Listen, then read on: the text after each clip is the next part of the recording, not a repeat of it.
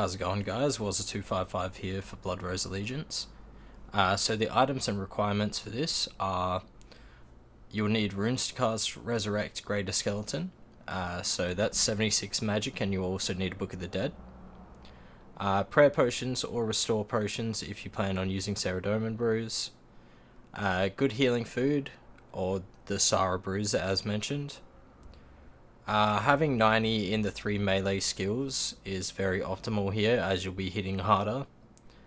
So that's strength, attack, and defense. You'll also need good melee gear, so that's sort of like Torva or Bandos if you can get it. A Serp Helm is also good for additional damage here. You'll also need a combat potion and a stamina potion. A minimum of 1 each is fine. A teleport to your house or bank to restock. I prefer the house because you can also use the pool. And you'll also need a spec weapon, so I'd recommend on screen the order that I have.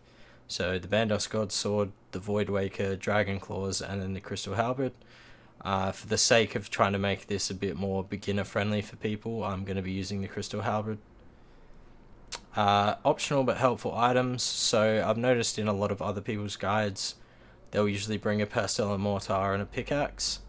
Both of these items can actually be found in the boss instance room, and because it's an instance, you can drop your food on the ground and it won't despawn. So it's better to just pick up the pickaxe and the pestle and mortar in the actual boss room so that you have more food in the fight. Another good item to bring is a Ring of Shadows if you've acquired the Frozen Tablet. You should get one after following this guide for long enough, and just make it an option to teleport there and make your trips a little bit quicker. So starting off here, you can see what my inventory looks like. I've got the Crystal Halberd, I've got a Stamina Potion, 4 Prayer Potions, 2 Combat Potions, the Ring of Shadows, which I'm going to use for a teleport, my Book of the Dead, I've got my rune pouch with my runes, and then I've got house teleports. This is what my gear setup is. So I've got a light bearer to make the specs go quicker, and just basic melee gear from here. Ferocious gloves are a little bit on the pricier side, but for the most part, if you're at this point, I feel like you probably have Bandos and the rest of this melee gear. So another option you can do to get to the boss fight is teleport to Weiss, or Weiss, however you want to say it. That's only if you haven't got the Frozen Tablet for the ring teleport. So I'll show you what a quick setup looks like. So I'm going to go to the Grand Exchange and I'll show you what a typical run looks like. So once you're in your bank as well, this is another thing I like to do. So I'll drink 1 dose of a stamina, put that away, and then I will get an anglerfish so that I'm overhealed. As you can see, I have 121 hit points. And then from here, I will teleport into the boss room. So teleport, and then the Gorok dungeon.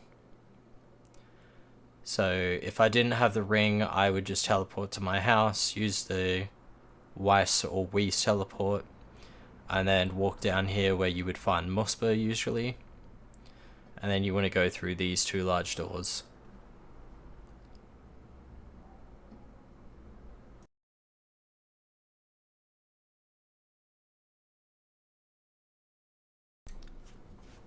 So once you come through this gate, it's instanced.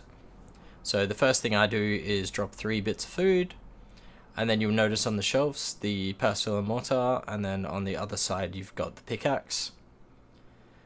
So to begin with, you need to go down the left and right side and pick mushrooms. You'll notice black dots fall from the sky. If you stand in those, you'll take substantial damage, and you'll also know that there's a sequence of eyeballs on the wall. So you want to avoid getting seen by either of them, or you'll get hit for about 60 damage. So it's a large chunk of your health. So once you've picked the 3 mushrooms, use them with the pestle and mortar. And these 3 will give you 15 of the same ingredient. From here, you want to put them in the barrel or you can run over to the other side and grab the other 3 mushrooms. It really doesn't matter. So from here you want to do the exact same thing. You want to go up here, grab the mushrooms, avoid the black circles, and avoid the sequence of eyeballs. One thing to note as well is you don't want to over prepare your ingredients. What I mean by this is so getting more than 15, because once you get a kill, it's going to reset it back to 0. It's just going to despawn out of your inventory. So the best thing to do is once you've killed the Duke, you click straight back to where the mushrooms are, and you'll get like a free run all the way through without the eyeballs respawning. I'll show you what I mean by that at the end of the kill. So from here you'll see me destroy those, pick up the pickaxe from here, and then you just want to mine at the 2 deposits. Be mindful of the 9 platforms in the middle as they spawn gas. So just mine on either the left or right side. And once you've got a stack of 15 again, that's when you want to go back to these barrels and fill them back up. So once you've done that, it'll make 2 potions for you. Drop the ingredients and the pickaxe. Grab both of these. And your protection prayer will be protect from melee and whatever your best attacking one is. So in my case it's piety. Drink a sip of your combat potion, spawn your skeleton, feed these 2 vials to him, and spec him. Then you want to move to this pillar on either the left or the right. He'll stamp the ground there. You will see I messed up. So every 3 attacks he'll use his eyeball attack, and you don't want to be standing in that. So the method basically is just hit him, go back behind the pillar, hit him, go back behind the pillar, and then he'll shoot toxic gas out, and you want to switch to the other pillar that you're not standing at, and that's the gas attack there. So you'll see me switch to the other pillar there. Make sure you don't go any wider than this, because if you do, you'll be hit with a mage attack and it'll do a large portion of your health. So from here, the fight is pretty much just rinse and repeat. You step out, hit him once, step back in, and then whenever the gas comes out, you just move to the other side. The best time to spawn your skeleton back is actually when he does this eyeball attack here. That way you're not losing time on your DPS. This isn't a great example of a run. I've obviously had a few better ones since this. But you get the general idea of it using basic gear. Obviously as well, if you've got a BGS and you hit the Duke with it, it'll drop his defenses and it'll make the kill go significantly quicker.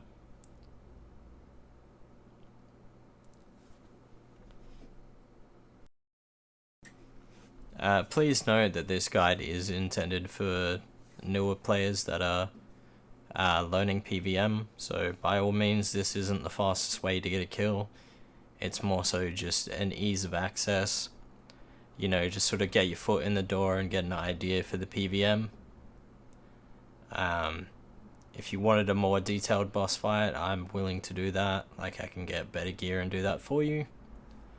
But otherwise this is just, yeah, pretty much to get the quest done and then maybe farm a couple of kills just to get a bit of an idea how to PVM.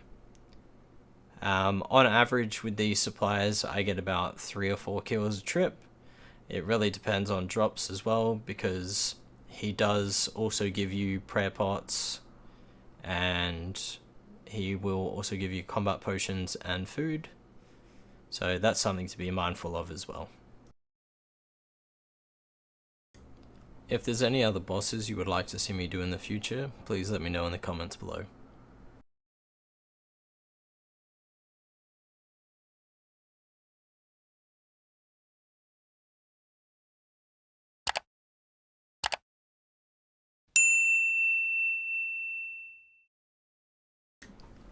I'll also leave additional information in the comments with a link to the wiki and a guide on how to kill him as well. so please feel free to look at that one as well.